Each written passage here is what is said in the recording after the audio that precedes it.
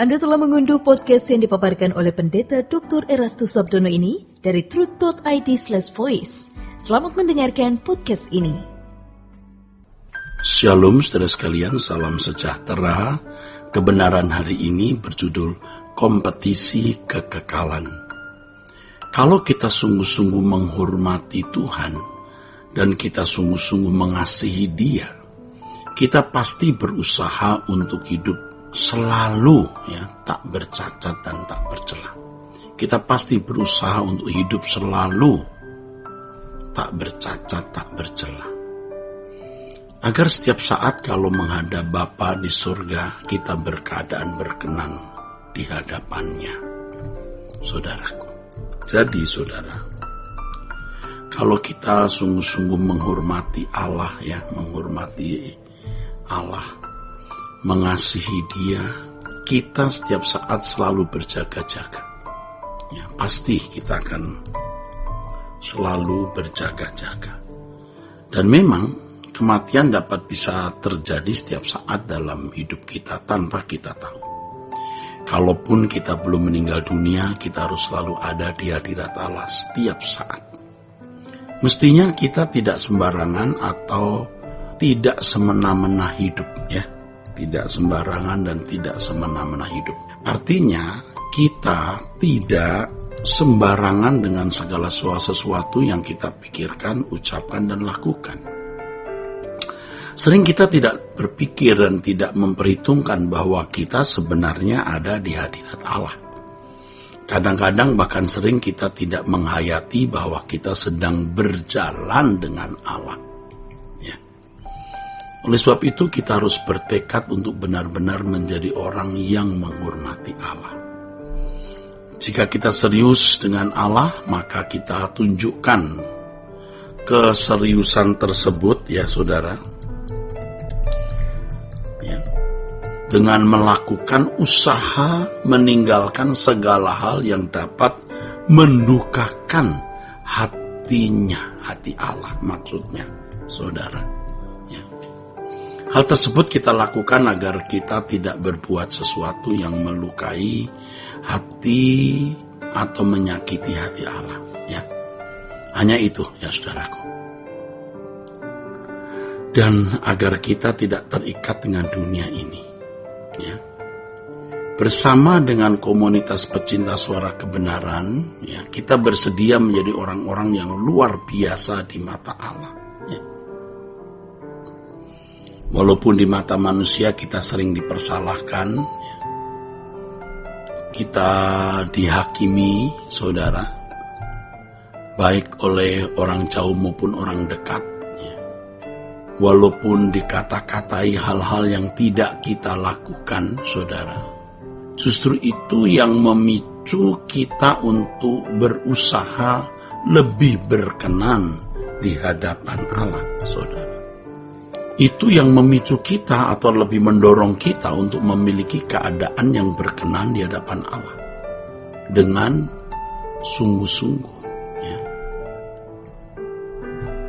Suatu hari nanti di pengadilan Tuhan akan nyata keadaan kita masing-masing. Jadi situasi yang sulit dalam hidup kita itu memberi kita motivasi atau dapat memberi kita motivasi yang sangat kuat untuk menjalani hidup dan mengisi dari hidup kita dengan benar sesuai dengan standar kesucian Allah. Kalau kita mau berkompetisi dengan sesama, bukan berkompetisi di bumi sekarang ini,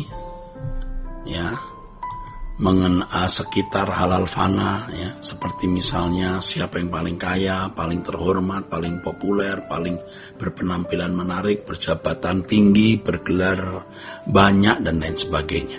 Di lingkungan gereja bukan berkompetisi gereja mana yang paling besar, siapa yang dipandang lebih mulia dan terhormat dan lain sebagainya.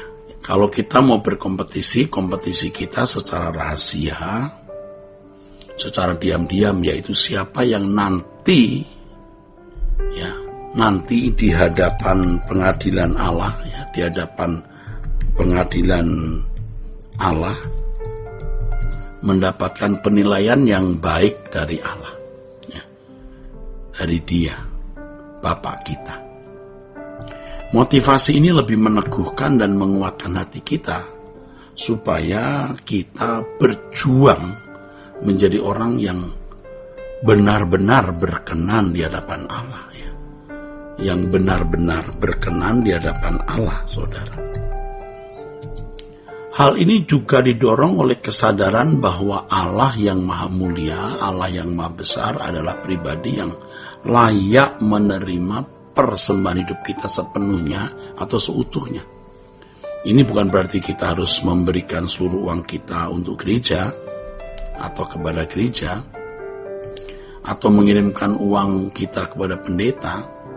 Tentu kita harus mengelola uang, harta, dan segala sesuatu yang Allah percayakan kepada kita dalam pimpinan Roh Kudus bagi kepentingan kerajaan Allah, saudara.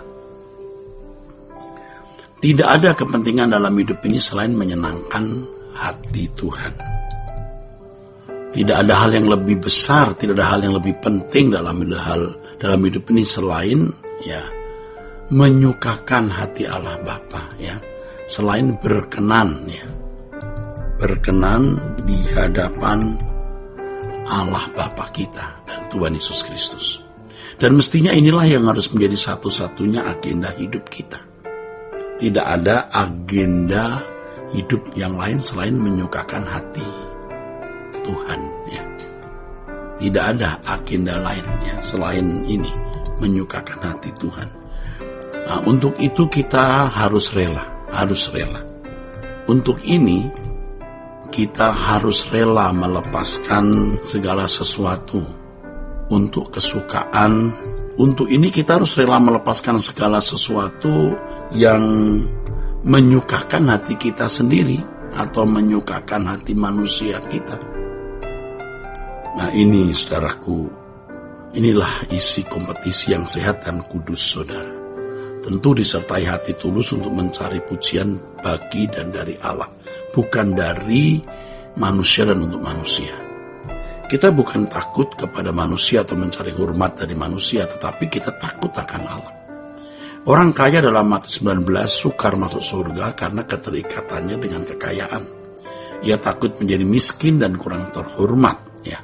Suatu hari nanti kalau kita di hadapan tahta Tuhan, saudara, tangan kita ini sudah bersih dari dosa, ya, dan bersih dari percintaan dunia.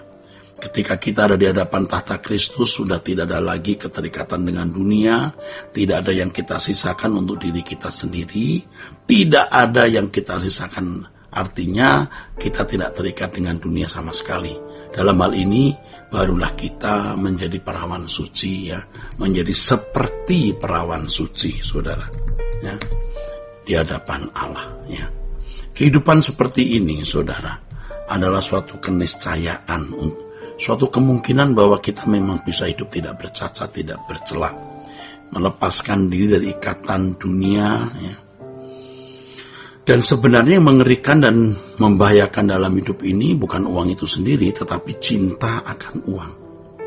Orang yang cintakan uang itu, saudara, tidak akan memiliki hikmat Tuhan, tidak akan memiliki pencerahan-pencerahan kebenaran dari surga, dan tidak merindukan kerajaan Allah. Dan pasti tidak berani mendorong orang lain untuk hidup tidak bercacat, tidak bercela. Dan pasti fokusnya bukan langit baru, bumi baru. Ini orang-orang yang akan kalah dalam kompetisi di kekekalan nanti.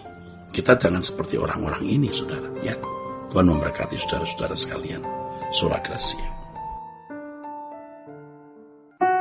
Untuk berlangganan renungan harian dalam bentuk cetak, silakan hubungi Truth Literatur di nomor telepon 0878 7870 7000. Untuk mendapatkan CD khotbah, MP3 renungan Truth, dan CD album lagu produksi Sola Gracia, Anda dapat menghubungi di hari dan jam kerja di nomor telepon 021 638 60953. Tuhan Yesus memberkati. Sola